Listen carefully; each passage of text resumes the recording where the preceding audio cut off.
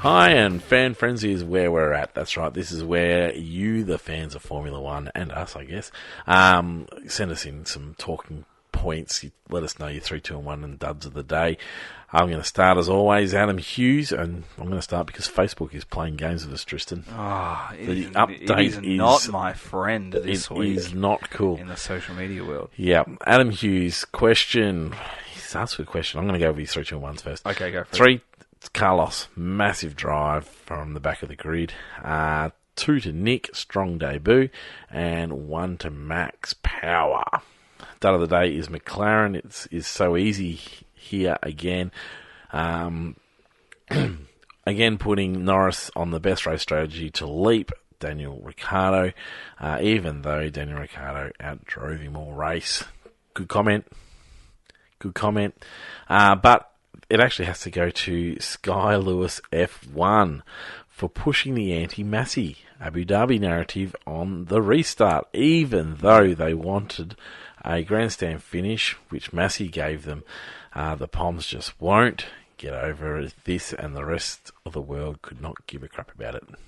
At no stage when we finished under yellow, while I was watching it, did last year's final race cross my mind. In any way, shape or form. It did, because I was like, well, this is what you should have done. Oh, I didn't even think that. It didn't cross my mind until I started reading socials. Yeah. That's when I started thinking about it. I'm not a Pom, Adam, and I was definitely thinking about it. So, no, it's certainly not a Pom thing only. No, I was like, it was just proof of what they should have done. It was just proof of what they should have done to follow the rules. Yep. But yeah. Question though.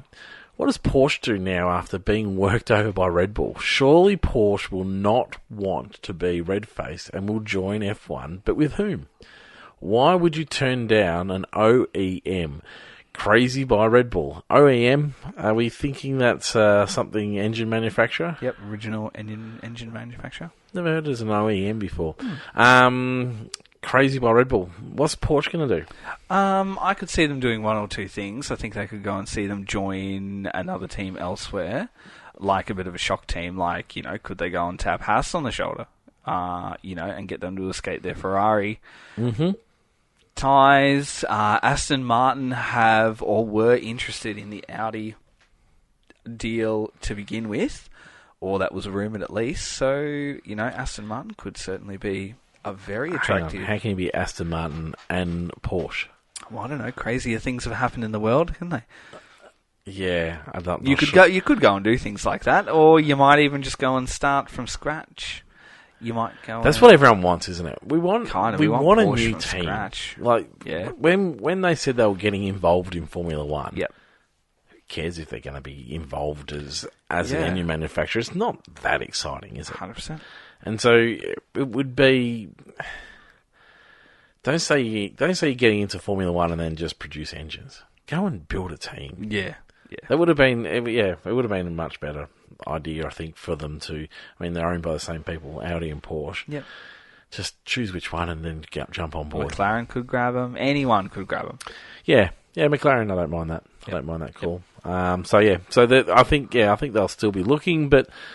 It's interesting. I still find it strange that Audi and Porsche are going to produce different engines for this. Yeah. I would have thought they maybe not separated as much. But yeah, interesting. Matthew Addis. Matthew gives a race ranking of 5. 3 points, Nick de Vries. Amazing drive with almost no car time. Solid qualifying and solid race. Incredible. 2 points, Dan? That's a brave call. I don't mind it. Loving it. He was best of the rest until McLaren started messing around, and then obviously DNF'd. So a solid weekend until I don't mind it. Retirement. 1 point, Leclerc for finishing second. Dud of the day, Aston Martin for a double DNF. Probably many will mention race director or Tifosi booing. Yeah, I don't mind the Tifosi booing. I thought that was poor. And question, has Nick's performance put Dan in a year of a sabbatical?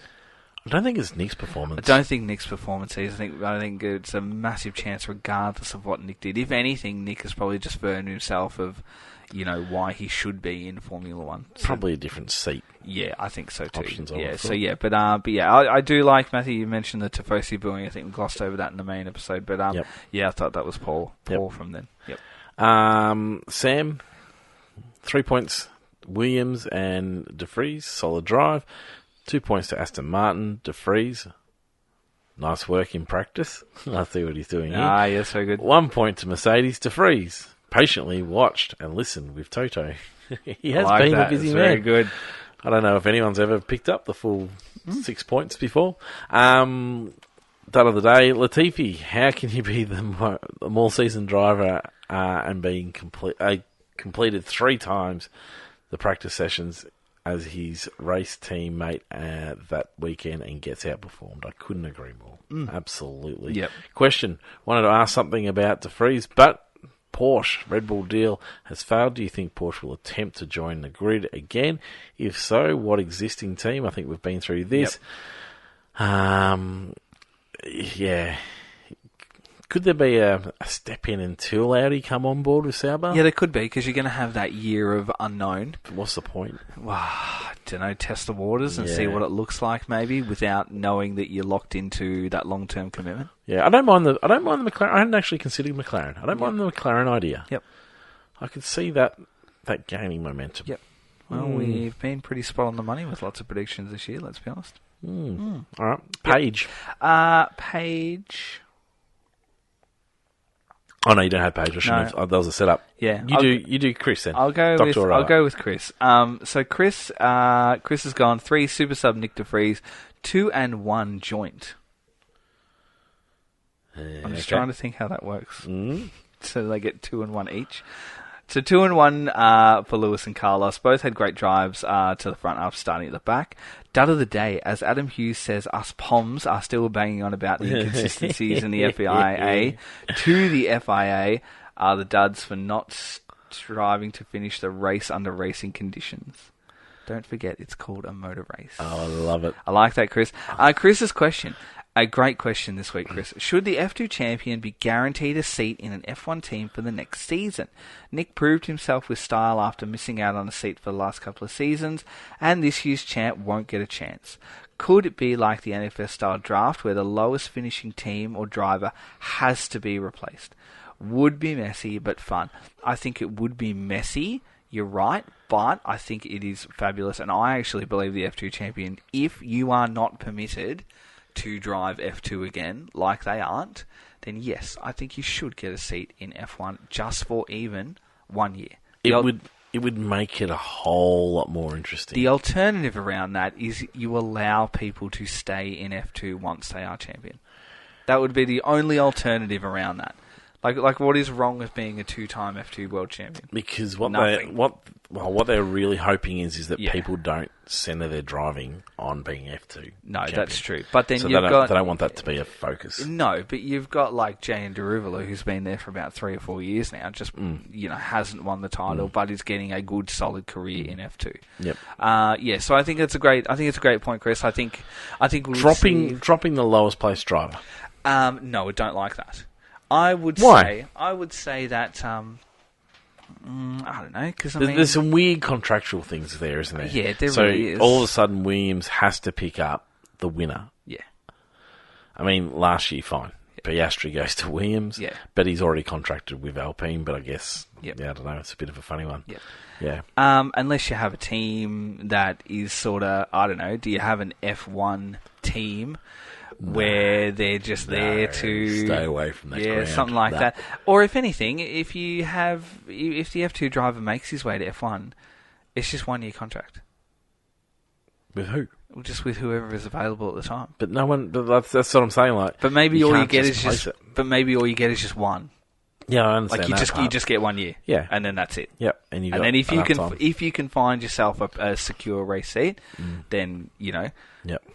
all credit to you. But yeah, I don't Yeah. know. But anyway, look, I think Chris, I think Look, the alternative is to allow them to keep racing. I think maybe for one more year, allow them to race for one more year. Yeah, but I if you think so can't too. secure your drive in Formula One, then maybe it's time to go and look at Yep. other options anyway.